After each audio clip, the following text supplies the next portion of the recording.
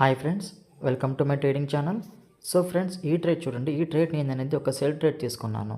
So ఎందుకంటే మీరు ఇక్కడ చూడొచ్చు, ఈ యొక్క బయ్యర్ క్యాండిల్ ఎలా ఉంది అండ్ నెక్స్ట్ ఈ యొక్క బయ్యర్ క్యాండిల్ ఎలా ఉంది.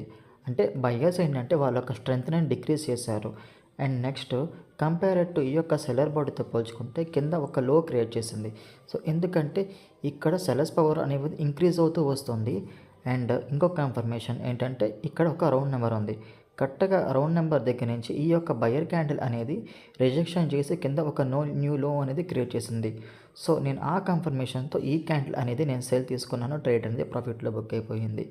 సో ఇలా ఏంటంటే మనం ప్రతి ఒక్క క్యాండిల్ బాడీ యొక్క ఏ ఇన్ఫర్మేషన్ ప్రొవైడ్ చేస్తుంది ఏంటి అనేది మనం క్లియర్ కట్గా తెలుసుకుంటే ట్రేడ్స్ అనేది ప్లేస్ చేయొచ్చండి.